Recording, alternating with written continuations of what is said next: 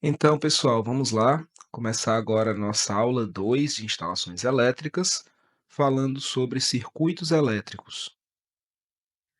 Um circuito elétrico é um conjunto formado por um gerador elétrico, uma fonte, um condutor em circuito fechado e um elemento capaz de utilizar a energia produzida por esse gerador. Aqui nessa figura, a gente tem a representação da bateria, onde os tracinhos com o tamanho menor é o lado negativo e o traço com o lado maior é o lado positivo. A representação de uma lâmpada e um switch, né, um interruptor para fazer a ligação desse circuito. Para produzir uma corrente estável, precisamos de uma bomba de cargas, um dispositivo que, realizando o trabalho sobre os portadores de carga, mantém uma diferença de potencial entre dois terminais. Um dispositivo desse tipo é chamado de fonte de tensão ou simplesmente fonte. Dizemos que uma fonte de tensão produz uma força eletromotriz E, o que significa que submete os portadores de carga a uma diferença de potencial E. Então, aqui nesse circuito representativo da figura, a gente tem uma bateria, uma fonte, né, que ela tem o potencial dela, a força eletromotriz dela é, tá bom?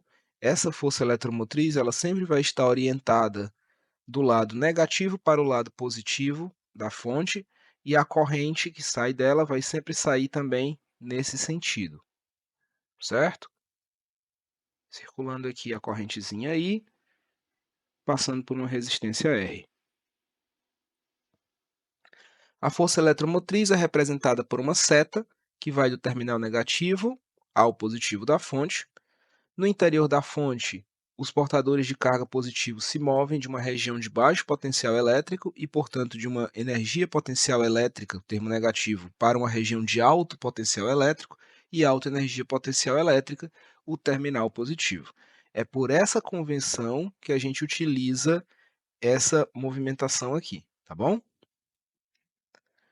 Para que as cargas dQ gerem corrente, devem estar submetidas a uma diferença de potencial que realize um trabalho dW sobre essas cargas. Então, definimos a força eletromotriz da fonte através dessa relação de trabalho, onde dW sobre dQ é igual à nossa força eletromotriz. A unidade de força eletromotriz no sistema internacional é o Joule por Coulomb, unidade também conhecida como volt. Uma fonte de tensão ideal, por definição, é aquela que não apresenta nenhuma resistência ao movimento das cargas de um terminal para o outro, ou seja, ela não tem resistência interna. Mas na prática, isso não existe. A diferença de potencial entre os terminais de uma fonte ideal é sempre igual à força eletromotriz da fonte. Assim, por exemplo, uma bateria ideal, com uma força eletromotriz de 12 volts, mantém uma diferença de 12 volts entre seus terminais. Uma fonte de tensão real possui uma resistência interna que se opõe ao movimento das cargas. Quando uma fonte real não está ligada a um circuito e, portanto, não conduz corrente elétrica, a diferença de potencial entre os terminais é igual à força eletromotriz. Quando a fonte conduz corrente elétrica, porém, a diferença de potencial é menor que a força eletromotriz. E essa resistência interna da fonte é dada pelos próprios materiais que compõem a fonte. Ela é feita ali de materiais que são muitas vezes condutores, né, na maioria das vezes condutores, e mesmo o melhor condutor existente, ele vai perder um pouco de energia na forma de calor. E é na forma de calor que a gente tem, né, a perda na forma de calor que a gente tem essa resistência interna das baterias ou fontes. Considerando agora esse circuito aqui da figura, com uma fonte eletromotriz E e uma resistência R, podemos calcular a corrente no circuito de uma malha utilizando dois métodos diferentes. A gente pode tanto utilizar o método da energia como o método do potencial. O método da energia utiliza essa relação aqui. O resistor transforma energia em calor a uma taxa de I ao quadrado vezes R dt. Durante o mesmo intervalo de tempo, uma carga dQ, que é igual a I dt, atravessa a fonte B e o trabalho realizado pela fonte sobre essa carga vai ser dado por essa equação, tá bom? De acordo com a Lei de Conservação da Energia, o trabalho realizado pela fonte ideal é igual à energia térmica que aparece no resistor, o que vai dar para a gente essas duas relações aqui, né, que são basicamente a lei de Ohm. A gente tem aqui a força eletromotriz igual a I vezes R, ou I é igual à força eletromotriz dividido pela resistência. O método que a gente mais utiliza é o método do potencial. Este método consiste em escolher um ponto do circuito e, deslocando-se em um sentido arbitrário, horário ou anti-horário, tanto faz, proceder com a soma algébrica das diferenças de potencial de cada elemento do circuito. Ao voltar ao ponto de partida, teremos voltado também ao potencial inicial, ou seja, a soma das DDP vai ter que ser obrigatoriamente igual a zero.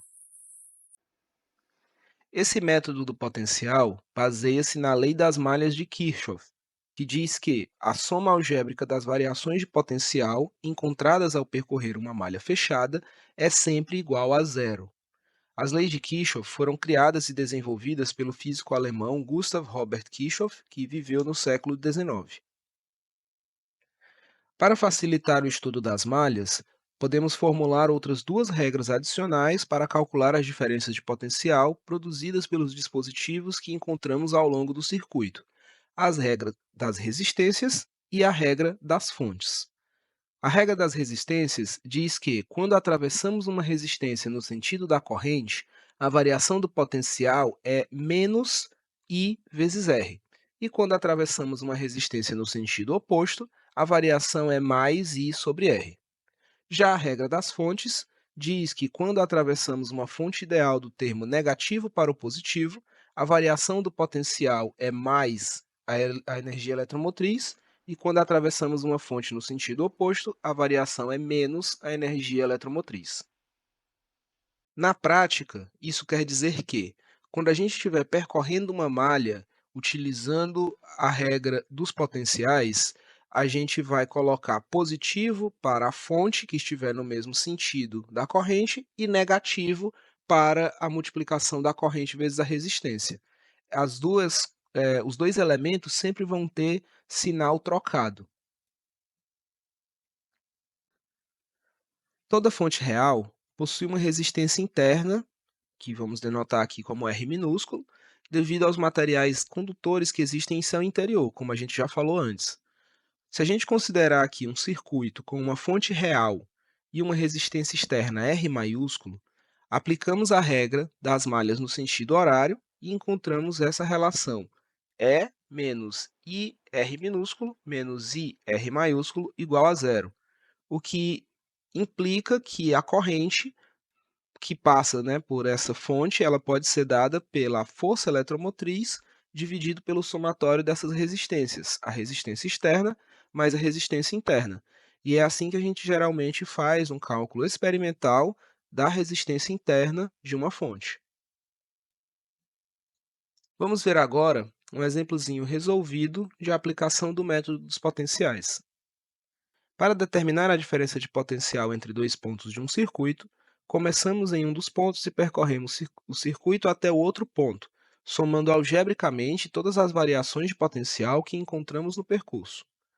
Então, a gente tem esse circuitozinho aqui, temos aqui já um sentido de corrente, temos um sentido da fonte, então vamos seguir esse sentido aqui. Quando a gente percorre partindo do ponto A, nós vamos ter aqui inicialmente VA, que é o potencial em A, passamos por essa fonte de 12 volts, entrando aqui pelo lado menor, saindo pelo lado maior, ou seja, entramos no negativo, saímos no positivo, ela vai somar, e passamos em seguida pela resistência interna, que é 2 ohms. Como ela está no sentido da corrente, ela vai entrar na nossa equação como menos IR minúsculo. E isso vai ter que ser igual ao potencial na saída, que é VB. Sabendo que para a corrente na resistência interna da fonte, a corrente é a força eletromotriz dividido pela soma das resistências, se a gente substituir isso dentro da nossa equação da lei das malhas, nós vamos encontrar que a diferença de potencial nessa fonte, VB menos VA, vai ser igual à força eletromotriz da fonte, dividido pela resistência externa mais a resistência interna, vezes a resistência externa. Se a gente substituir os valores de força eletromotriz 12 volts, resistência interna 2 ohm e resistência interna 4 ohm, nós encontramos que a diferença de potencial entre VB e VA é de 8 volts, bem diferente da força eletromotriz que essa fonte produz. Por que que houve essa queda de 33% em média? Por conta dessa resistência interna que tem na fonte, tá bom? Uma pequena observação: esse símbolo que a gente está vendo aqui significa que o circuito está aterrado nesse ponto. E em decorrência disso, o potencial nesse ponto aqui é zero. Como é o mesmo fio que liga ao ponto VA, então aqui em VA também seria um potencial zero nessa situação, tá? Notem que aqui na nossa figura original, no nosso circuito original, a gente não colocou esse aterramento, então não vai mudar nada nas nossas contas. Mas, caso a gente tivesse aqui o aterramento, aí a gente poderia dizer que essa diferença de potencial aqui continua sendo, né? Continua sendo aqui 8 volts, só que no ponto a gente vai ter um potencial zero. Vamos agora resolver essa questãozinha aqui, só para a gente fixar essas informações que a gente acabou de ver. Exemplo 1. As fontes ideais da figura têm forças eletromotrizes 150 volts e 50 volts, e os resistores têm resistências 3 e 2 ohms. Se o potencial no ponto P é tomado como 100 volts, qual é o potencial no ponto Q? Então, vamos fazer essa questão usando aqui o sistema de equações do Word. Vamos escolher aqui um sentido de rotação. Como o E1 é maior, vamos escolher o sentido da setinha dele. Então, vai ser no sentido anti-horário, tá? Vamos começar por ele, então. Então, a gente vai somar o 150 do E1. Quando passar aqui no resistor 2, ele vai contribuir de forma negativa com R2 maiúsculo, né? R2 vezes a corrente I, que vai estar passando aqui nesse circuito. Quando a gente chegar aqui no E2, ele vai entrar pelo lado positivo da bateria, então ela vai ter que entrar negativa na equação, né? Se ela entrasse pelo lado negativo e saísse no positivo, ela era positiva, como foi o caso do 150. Mas aqui ela está entrando ao contrário, então ela vai também ficar com sinal negativo, menos 50. Passou pela resistência 1, acontece a mesma coisa, ela vai dissipar calor. Resistência 1 vezes I, e isso tudo igual a zero. Daqui a gente vai encontrar o valor da corrente. Então, inserir, equação, 150 menos R2 é 2, vezes I, menos 50, menos R1 é 3, 3I, igual a zero. Então, mais uma vez aqui inserindo a equação. Nós vamos ter 150 menos 50 igual, vou passar o 2i e o 3i somando para o outro lado, né? Ele vai ficar menos 2i com menos 3i, dá menos 5i. Aí passa para o outro lado, trocando o sinal, vai ficar 5i.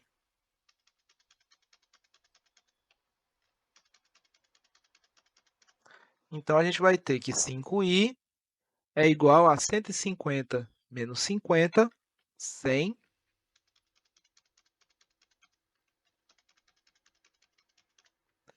E I vai ser igual a 100 sobre 5, 20 amperes. tá bom? Então, a pergunta foi: as fontes ideais da figura têm forças eletromotrizes, os resistores têm esses valores. Se o potencial no ponto P é tomado como 100 volts, qual é o potencial no ponto Q? Agora que a gente calculou a corrente, a gente vai poder fazer esse trecho aqui, calculando esse potencial, tá? Então, a gente está seguindo aqui esse sentido anti-horário. Então, dessa forma, temos. E para ir do ponto P ao ponto Q, a gente vai passar somente pelo gerador 2 e pela resistência 1. Então, inserindo a equação, nós vamos ter P, né, que é esse rapaz aqui, menos o valor da força eletromotriz 2, que é menos 50. Quando passar aqui, a resistência vai gastar essa energia na forma de calor, e a resistência 1 é 3 ohms, vezes a corrente, que é 20, e isso vai ser igual ao ponto Q. Dessa forma, P é 100, menos 50, 3 vezes 20 dá 60, igual a Q.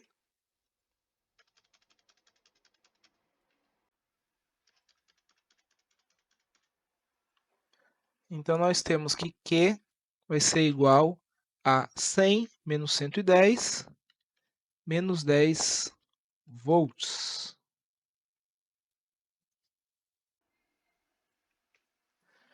Voltando agora, pessoal, vamos falar um pouquinho mais sobre as malhas.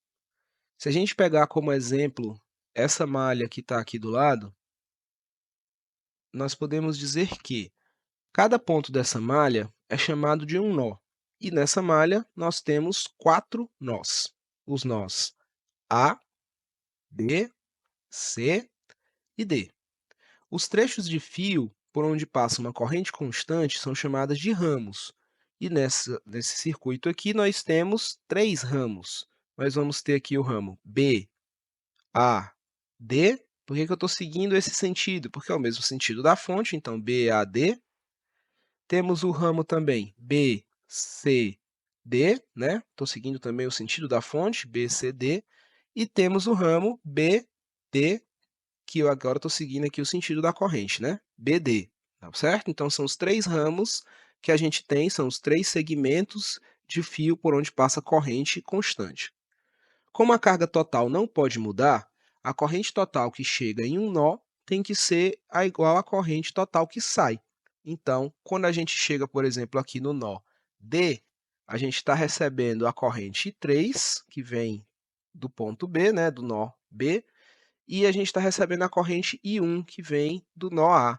Então, quando chega no nó D, a gente vai ter I1 mais I3 se somando. E como a gente tem essa conservação da corrente, a gente pode escrever que I1 mais I3 vai ser igual à corrente que sai aqui, que é I2. Essa regra é chamada de regra dos nós e diz que a soma das correntes que entram em um nó é igual à soma das correntes que saem do nó. E essa é outra das leis de Kirchhoff, chamada de lei dos nós.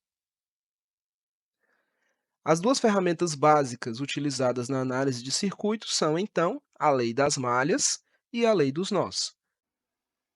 A equação I1 mais I3 igual a I2 envolve 3 incógnitas, portanto, são necessárias mais 2 equações a fim de montar um sistema. Obtemos essas equações que faltam aplicando 2 vezes a lei das malhas. Aí a gente pode escolher se vai aplicar na malha BADB à esquerda, na malha BADCB, que é a externa, ou na malha BCDB, que é a malha esquerda, né? Então, a gente tanto pode pegar essa malha aqui, quanto pode pegar essa malha aqui, quanto pode pegar a malha externa. Obtemos, então, as duas equações que faltam, aplicando 2 vezes a lei das malhas. A gente aplicando aqui na malha da esquerda, a gente vai ter essa equação, E aplicando na malha da direita, a gente vai ter essa equação aqui. A gente fica, então, com um sistema de 3 equações que é possível de ser resolvido. Tá? A gente pode ainda utilizar a malha externa, caso, né, seja mais simples, geralmente não é, ou caso, por algum motivo, você não tenha alguma das informações aqui, você ainda tem uma quarta equação que poderia vir a substituir aqui uma dessas outras três. Tá? E vamos agora resolver esse exemplozinho aqui também. Exemplo 2. Na figura abaixo, R1 igual a 100 ohms, R2 igual a 50 ohms e as fontes ideais têm forças eletromotrizes 6, 5 e 4 volts. Determine, letra A corrente no resistor 1, letra B, a corrente no resistor 2 e letra C, a diferença de potencial entre os pontos A e B.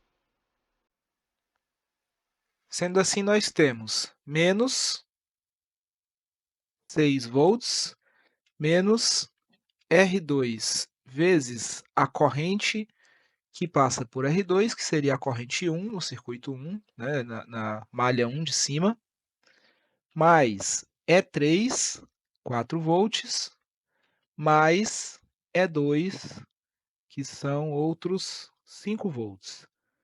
E isso é igual a zero. Então, resolvendo essa continha aqui, menos 6, o R2 é 50 ohms, então menos 51, mais 4 mais 5, 9, igual a zero.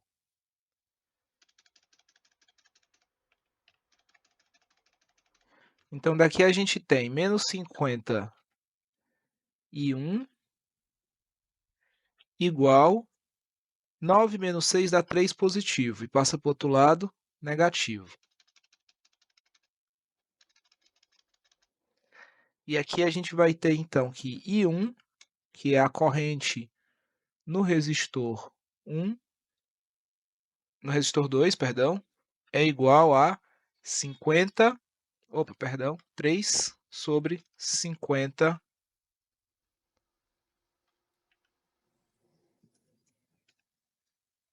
amperes. Ok? A corrente no resistor 2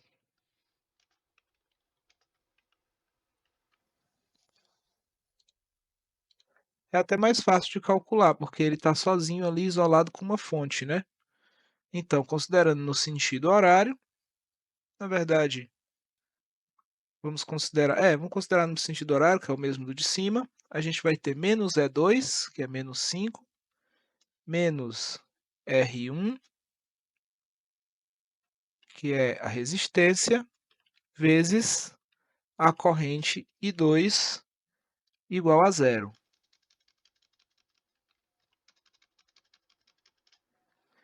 Sendo o R1 100 ohms, a gente vai ter então menos 5, menos 100 e 2 igual a zero. E daqui a gente encontra que I menos 100 e 2 igual a 5 positivo. Então, I2 ficaria igual a menos 5 sobre 100 amperes. O que quer dizer que a gente errou o sentido da corrente, né? No resistor 2, considerando sentido horário. Sinal negativo indica sentido da corrente anti-horário. Considerando o circuito fechado da figura, a carga dQ, que atravessa o circuito em um determinado tempo dt, é igual a IDT. Ao completar o circuito, a carga dQ tem seu potencial reduzido de V e, portanto, sua energia potencial é reduzida de um valor dado por du igual a dQ vezes V ou I dt vezes V. A energia potencial perdida pela bateria é transferida ao elemento não especificado. Se for um motor acoplado, ela é transformada no trabalho realizado pelo motor. Se for uma bateria recarregável, essa energia se transforma na energia química armazenada na bateria. E se for um resistor, a energia vai se transformar em energia térmica, vai gerar calor. A potência associada a essa conversão é a taxa de transferência de energia, DUDT, e pode ser expressa na forma de P igual a I vezes V. A unidade de potência elétrica é o volt vezes ampere, mas a potência elétrica também pode ser escrita como um watt. Esses vídeos do Viagem na Eletricidade eu já mostrei na nossa primeira aula gravada, tá? Então eu vou pular eles dois, mas fica aí mais uma vez a dica para vocês revisitarem essa coleção de 26 vídeos curtos, juntando tudo não dá 2 horas, mas é muita informação útil, porque é a base dos sistemas distribuídos de eletricidade. Nessa segunda parte da aula, nós vamos falar sobre circuitos de corrente alternada. Mas eu não vou cobrar os cálculos que eu vou apresentar agora de vocês nas nossas provas. Por quê? Porque são contas, são cálculos, é uma matemática mais voltada para o curso de engenharia elétrica. Aqui tem muita conta no domínio dos fasores, conta utilizando números imaginários, tá? Então eu vou apresentar um exemplo resolvido para vocês verem como é que acontece o dimensionamento de alguns dispositivos, mas nós não vamos ter nada relacionado a esse tipo de conta que nós vamos ver a partir de agora nas nossas provas. De toda forma, vocês precisam ter algum conhecimento relacionado de toda forma, vocês precisam ter algum conhecimento relacionado à corrente alternada, até porque vocês vão encontrar muito situações que utilizam corrente alternada no dia a dia de vocês. Por exemplo, você chegar para dar manutenção em um prédio que tem um motor, sei lá, um motor que está puxando água de um poço, ou um motor utilizado para jogar água para algum outro lugar, um motor de drenagem, alguma coisa do tipo, e você precisa não dar a manutenção, mas pelo menos ter uma noção de como é que funciona a instalação daquele equipamento, de quais são os dispositivos que estão, atuando em conjunto com eles. Por exemplo, um capacitor. É até perigoso você não saber o que é esse tipo de coisa, porque você pode acabar, eh tendo um acidente ou causando um acidente no mercado de trabalho, quando vocês estiverem aí atuando como engenheiro civil mesmo, tá? Não estou dizendo aqui para vocês entrarem na área do engenheiro eletricista, mas para vocês terem noção do que é que acontece com as outras engenharias, até porque ninguém trabalha sozinho, todo mundo trabalha em conjunto com outros engenheiros. Então vamos lá falar sobre corrente alternada. Vimos que corrente alternada é gerada por indução eletromagnética em geradores rotativos, fazendo a tensão variar de valores mínimos negativos a máximos positivos. A gente viu isso nos videozinhos do Viagem da Eletricidade. O comportamento da corrente alternada é melhor descrito por uma função senoidal, como essa que está apresentada aqui. E a tensão dela pode ser dada por V igual a Vm seno de ômega t. Aplicando uma onda senoidal em um circuito que só tem resistência pela lei de Ohm, nós vamos obter essa equação aqui de corrente, I igual a Im seno de ômega t. Nessa situação, a tensão e a corrente estão em fase, ou seja, atingem os pontos máximos e mínimos ao mesmo tempo, tá? É o que a gente tem aqui nessa figurazinha do lado. A representação por vetores ou fasores rotativos na velocidade angular ômega será igual a essa daqui, ó. Vamos ter aqui um eixo imaginário e aqui um eixo real, onde estão os nossos valores em módulo. Os vetores rotativos giram no sentido anti-horário e, com base nas fórmulas de Euler, podem expressar as projeções no eixo real e no eixo imaginário. Isso aqui, gente, pode parecer coisa de outro mundo, mas é só trigonometria, tá bom? No circuito resistivo, não há defasagem, ou seja, ômega é igual a 0 graus. E para simplificar, os símbolos V e I representam valores eficazes, como veremos adiante. Valores eficazes a gente pode considerar como módulo, tá? A grosso modo. O módulo, né, ele ignora aí direção, sentido e trata apenas do valor numérico da grandeza. Aplicando uma onda senoidal em um circuito indutivo puro, e essa daqui é a representação do indutor, tá? Estão vendo que é diferente da representação de um resistor? O resistor ele vai ter aqui um zigue-zague. Por quê? Porque cada um daquelas mudanças de direção do fio vai ser um ponto para perder calor. Já um indutor, ele vai ter uma espécie de senoide mesmo aqui, né? Ele vai estar enroladinho, tá? Como se fosse aí uma bobina, né? E aí aqui pelo meio dele passa pode passar, por exemplo, né, dando aqui um exemplo, uma válvula solenoide. Ela é uma válvula que utiliza um indutor. Aí, quando você passa corrente para ela, dependendo da quantidade de corrente, esses laços aqui do indutor, eles fecham mais ou abrem mais. Esse tipo de válvula é muito utilizado para controle de fluxo. Então, a gente tem, por exemplo, em sistemas de ar-condicionado de shopping, essas válvulas regulando para cada loja a quantidade de água gelada que vai chegar nos ar-condicionado para fazer a troca de ar, tá? E aí, dependendo da corrente que é dada aqui, e isso aqui tem um atuador elétrico, tem alguém controlando isso remotamente lá dentro da salinha de manutenção do shopping, e ele diz, não, para essa loja aqui de 48 metros quadrados, está liberado só 1,6 TR. TR é tonelada de refrigeração, cada tonelada de refrigeração são 12.000 BTU, então estaria ali chegando para essa pessoa líquido refrigerante, o suficiente para troca de calor que resultará em 18.000 BTUs, tá bom? Então isso aqui é muito utilizado para controle de fluxo, certo? Mas enfim, voltando. Aplicando uma onda senoidal em um circuito indutivo puro, isto é, a tensão instantânea aplicada em uma indutância L, a gente vai encontrar, né, isso aqui, ó, VL igual a L dI sobre dt, sabendo que I é essa equação aqui no domínio dos fasores, a gente acabou de ver.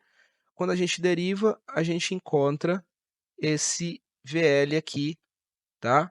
Igual a ômega L m cosseno de ômega t, onde a parcela ômega L é a reatância indutiva XL igual a ômega L. A representação em função dessa situação que a gente acabou de ver, né, do indutor, seria essa. E agora aqui a gente não tem mais as duas ondas coincidindo os picos, tá? Agora a gente vai ter aqui uma defasagem. Então, aqui a gente vai ter a tensão avançada em 90 graus, ou a gente pode dizer que a gente tem a corrente defasada em 90 graus, tá? Como exemplo de circuitos indutivos, temos motores, reatores, bobinas, transformadores e instalações como essas que eu falei para vocês agora. A representação fasorial seria essa daqui, e aí a gente vê aqui ó, que a gente já tem a defasagem de 90 graus, enquanto a tensão vai estar apontando aqui no nosso eixo de referência, a gente já vai ter aqui a nossa corrente a 90 graus, tá bom? Desculpem, né? Ele aqui está chamando tensão avançada de 90 graus. A gente pode dizer que a corrente está defasada, mas eu vou seguir o padrão que o livro que eu estou seguindo, né? De onde eu tirei essas imagens, essas curvas, está usando também. Então, tensão avançada de 90 graus em relação à corrente. Em um circuito capacitivo, e aí o que é que faz um capacitor, professor? Um capacitor, ele acumula energia para depois descarregá-la de uma vez. É muito utilizado para dar partida em motores rotativos, tá? Em um circuito capacitivo, temos a tensão VC igual a 1 sobre C integral de 0 a T I dt, onde C representa a capacitância, ou seja, a capacidade de acumular carga. Sabemos que a corrente pode ser descrita como I igual a IM seno de ômega t, e aí quando a gente faz as substituições, a gente encontra uma fórmula para a tensão nas situações em que a gente estiver trabalhando com capacitores, tá?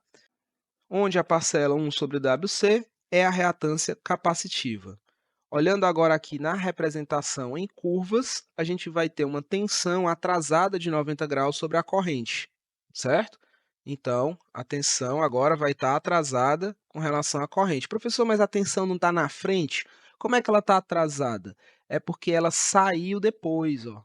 Se vocês olharem aqui para o começo das duas curvas, o I está saindo aqui do zero, né? Então ele teve um pico que vai ser primeiro, e depois é que vai entrar a tensão, e aí o pico dela vai ser depois, por isso que a gente diz que ela está atrasada. Esse pico aqui dela está atrasado, assim como esse vale aqui também vai estar atrasado, ele vai acontecer 90 graus depois. Existem alguns circuitos que eles podem ter as três coisas, são os circuitos conhecidos como RLC, né? Em um circuito que apresenta resistências, indutâncias e capacitâncias, podemos determinar as correntes em cada elemento, assim como a corrente total fornecida pela fonte. A característica principal no circuito com impedâncias em paralelo é o fato de todas estarem submetidas à mesma diferença de potencial, Vt igual a V máximo sobre seno de ômega θ. Se a gente aplicar a lei de Ohm e utilizar o valor eficaz V igual a V máximo sobre raiz de 2, a gente encontra essas equações aqui para determinar essas correntes, tá? Se a gente a seguir aplicar a lei dos nós na forma dos fasores, nós vamos poder encontrar o valor total da corrente a ser fornecido pela fonte. Então, observe que a corrente do capacitor tem sempre sentido contrário à do indutor. Isso é muito útil em instalações elétricas quando desejamos diminuir os efeitos das correntes indutivas, resultado de cargas como motores, transformadores ou de cargas que os utilizam. A maneira de se reduzir essas correntes indutivas é adicionar capacitores em paralelo, de modo a minimizar a corrente resultante, diminuindo, portanto, o ângulo de defasagem entre V e I, aumentando assim o fator de potência. Então, agora aqui um exemplo, né, resolvido de um circuito RLC. Então, essas aqui são as equações que a gente acabou de determinar, a corrente em R, em L, em C, e aqui a equação da corrente geral, que seria simplesmente a raiz da soma dos quadrados das outras. E como eu disse, eu não vou cobrar isso aqui de vocês, isso aqui a gente teria que ter disciplinas específicas só para isso aqui. Não é o nosso caso, tá? Aqui calculando as indutâncias e as capacitâncias e a potência ativa. E vamos falar agora um pouquinho sobre circuitos trifásicos. Pequenos geradores geralmente são compostos por apenas um enrolamento em uma bobina, que, submetido à ação de um campo magnético, produz somente uma fase e faz o retorno pelo outro condutor, que é o neutro. Esse daí é um gerador monofásico. Grandes geradores são quase sempre trifásicos. As três fases RST são compostas por três enrolamentos que estão defasados de 120 graus. A gente acabou de ver alguns gráficos onde a gente via o que é essa defasagem, né? Eles vão encontrar os picos, ou seja, os máximos dessas tensões que eles vão gerar em pontos diferentes. E aqui no caso, esses pontos estão separados entre si de 120 graus, se a gente colocar isso dentro de um gráfico do domínio dos fasores. Para uma mesma potência, o circuito trifásico é mais econômico que o monofásico. Então, quando a gente está precisando de muita energia mesmo, né, a gente vai ter que trabalhar com o gerador trifásico. Não tem o que fazer, ele vai acabar sendo mais econômico que o monofásico. As grandezas tensão e corrente podem ser representadas por vetores que traduzem as suas variações ao longo do tempo. Então, a gente tem aqui a representação das três fases de um motor trifásico.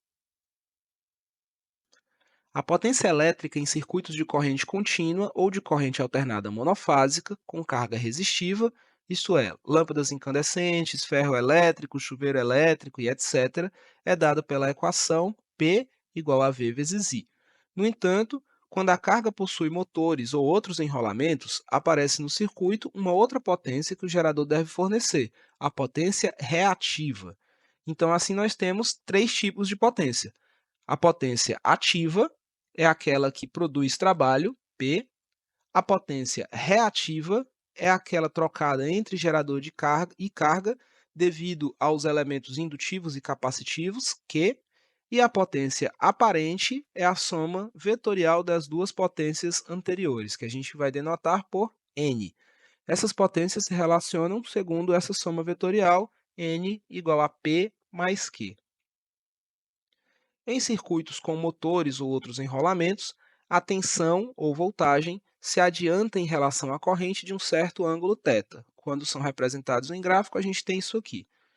Esses são os circuitos indutivos, onde V está sempre avançando em relação a I. Para encontrarmos a potência considerando os efeitos de indução, aplicamos uma correção chamada fator de potência, que corresponde ao cosseno do ângulo de defasagem entre tensão e corrente. A expressão geral da potência em circuitos monofásicos de corrente alternada vai ter um fator de potência multiplicado lá no final. Então, vai ser P igual a V vezes I vezes o fator de potência para a correção. Para os circuitos trifásicos, temos um outro fator resultante da composição vetorial das três fases, que é 1,73 multiplicado na nossa equação. Então, a potência seria dada por 1,73 vezes V vezes I vezes o fator de potência. Vamos ver um exemplozinho. Um motor trifásico de 220 volts exige da rede 25 amperes por fase, com fator de potência de 80%. Temos de calcular a potência fornecida pela rede. Então, como é motor trifásico, a gente vai utilizar a equação com o 1,73. P igual a 1,73 vezes V vezes I vezes o fator de potência. Então, P igual a 1,73 vezes 220, que é a tensão da rede, vezes 25 amperes, que é o que ele consome por fase, vezes 0,8, que são os 80% do fator de potência, a gente teria aí uma potência consumida de 7.612 watts. Circuitos delta e estrela. Nos circuitos trifásicos, há dois tipos básicos de ligação, tanto para os geradores e transformadores como para as cargas. São as ligações em triângulo, delta, ou em estrela.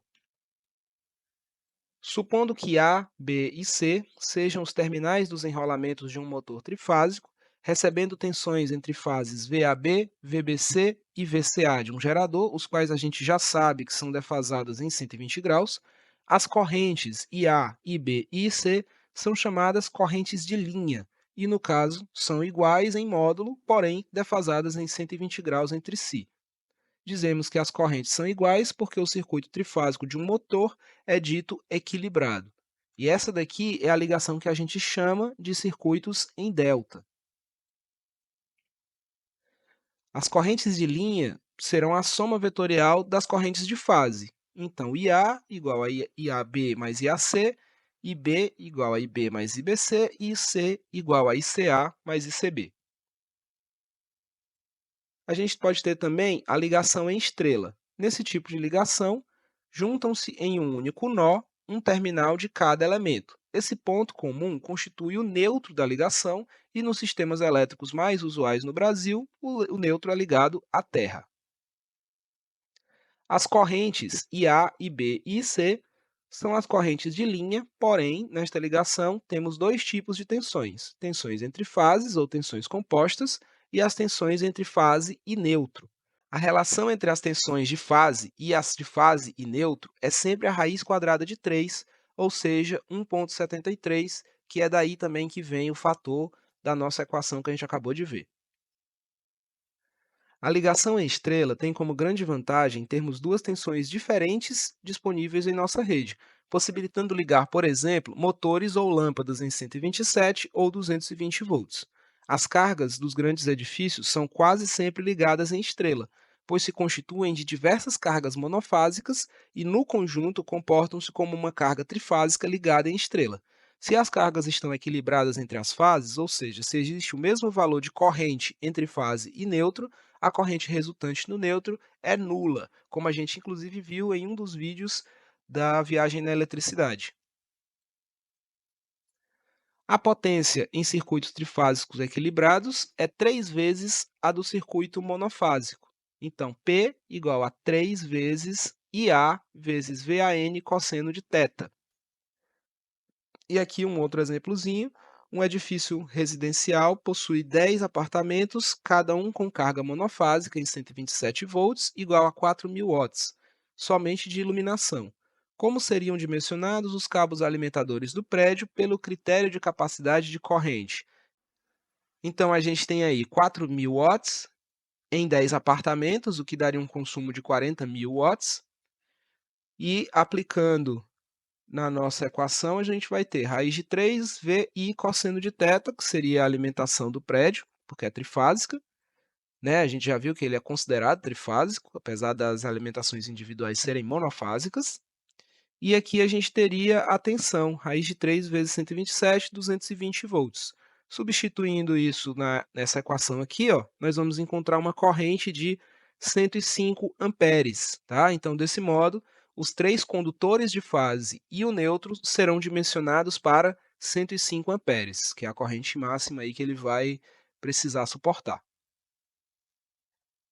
E é isso, pessoal, eu já passei essas listas para vocês, né, já deixei também, eh, o trabalho, né, para vocês me entregarem, que seria a lista 1, só 2 tópicos da lista 1, e a lista 2 não é para entregar, mas eu indico que façam, porque vem questões parecidas com as questões da lista na nossa prova AV1. Então, bons estudos a todos e até dia 14.